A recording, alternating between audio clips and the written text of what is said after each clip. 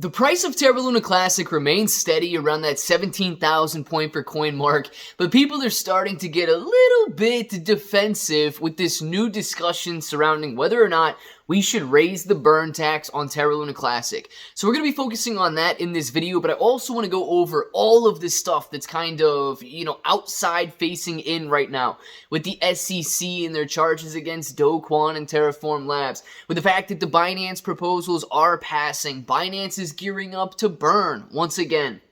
There's a lot going on that's not necessarily just the price action on Terra Luna Classic and not just this burn tax. So we'll briefly discuss that. We're going to be focusing on the burn tax, and if it sounds like something you're interested in, let's get started.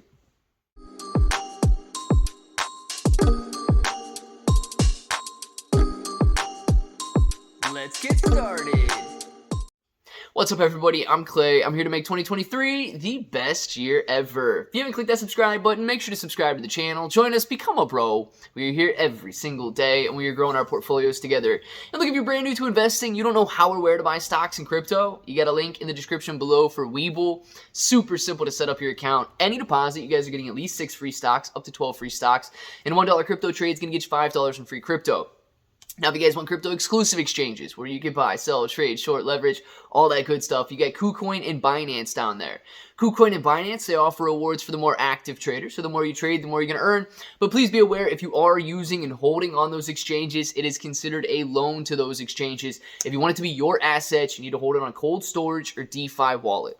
Guys, let's jump in and let's talk about kind of the external factors right now and what's going on in the Terra Luna Classic ecosystem. And then we're going to focus on that burn tax because it's driving a little bit of division right now with the entire utility camp versus the burn camp and all of that.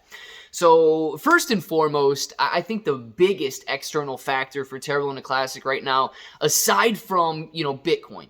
If Bitcoin's moving up, Terra Luna Classic tends to want to move up. If Bitcoin is moving down, Terra Luna Classic, of course, is tending to move down.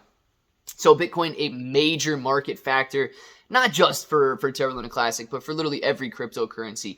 It determines the direction of the market. So aside from that, the SEC really cracking down in all facets of the crypto space is going to have an impact on the Terra Luna Classic blockchain, on listings here in the United States.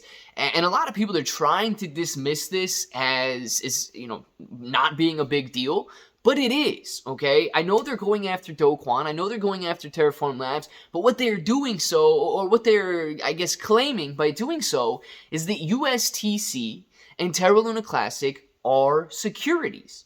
Now, that's the crazy part, right? And I don't know if Terraform Labs and Do Kwon are even going to try and litigate this.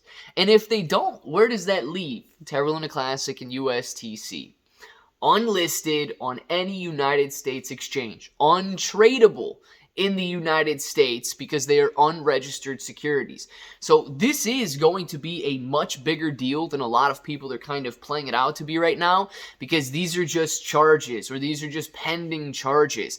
Once the decision is made, and this could affect the entire cryptocurrency world. Right? If the SEC tries to determine that any and every crypto is a security, we are not going to be able to trade cryptocurrency in the United States unless they register with the SEC and unless they pay the SEC, in order to be listed on these exchanges and to be considered securities.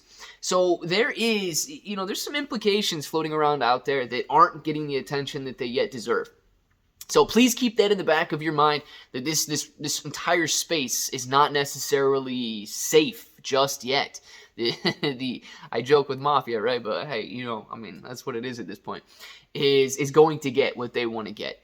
So watch out for that. Talking about the Terra Luna Classic blockchain specifically now, we've got those 3 proposals passing, so everything seems set for Binance to resume their burns on March 1st.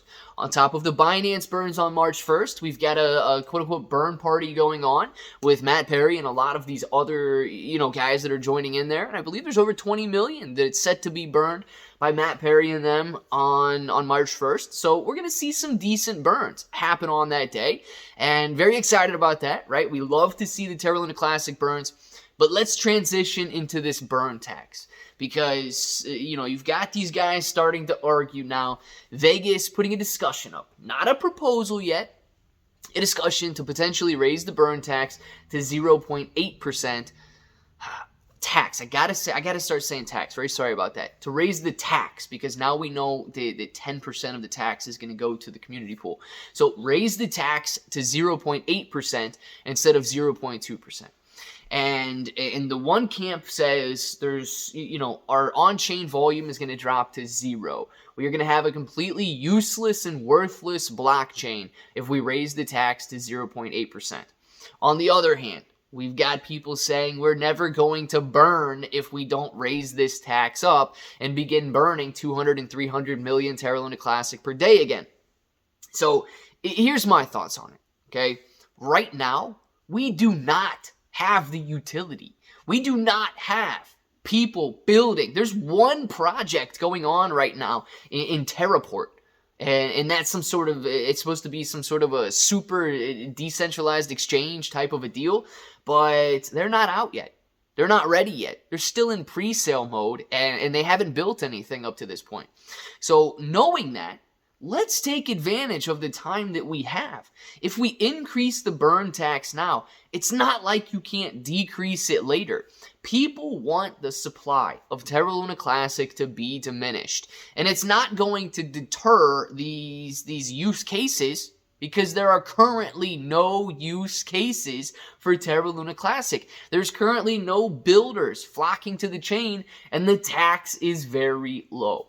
So if we raise the tax in the meantime, we can take advantage of an increase in burns.